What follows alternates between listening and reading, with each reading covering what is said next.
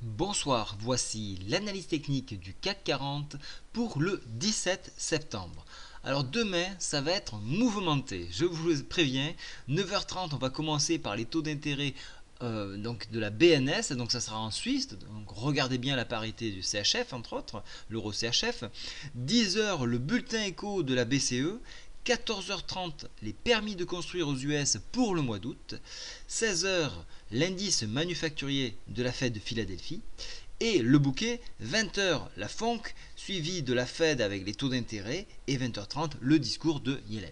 Alors, qu'est-ce qu'on doit attendre de ce taux? Alors, à mon sens, et cela n'engage que moi, il sera difficile donc de continuer à préserver un taux comme il est actuellement. Il va falloir le remonter. Mais au vu de ce qui s'est passé les précédentes semaines, on a vu que dès qu'il y a une secousse en Chine, les capitaux viennent donc sur les parités euro-dollar.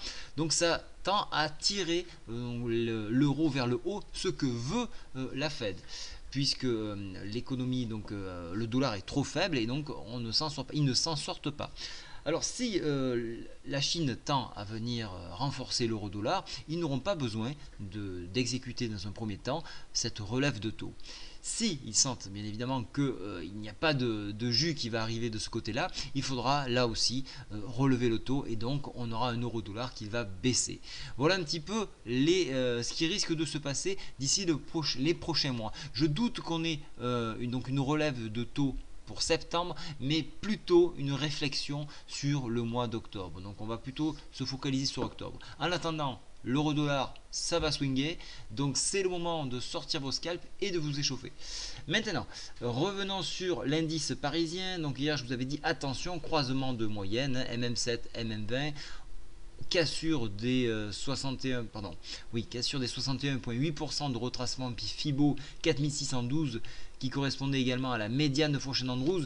On est en droit de se dire on peut accélérer et c'est ce qui s'est passé aujourd'hui et nous tendons vers les 50% ici qui se trouvent à 4730. C'est loin, mais attention, il y a la Fed et ça peut être un levier suffisamment fort pour nous projeter jusqu'à ce niveau-là. Bien évidemment, si c'est de l'intox, on reviendra s'appuyer une nouvelle fois de plus 4615, mais vous le voyez maintenant, cette médiane fait support et nous sommes au-dessus de toutes ces moyennes mobiles. Donc on a un énorme support devant nous et il faudra une sacrée mauvaise nouvelle pour l'enfoncer, pour revoir donc les 70,7% de retracement FIBO, c'est-à-dire 4526 points.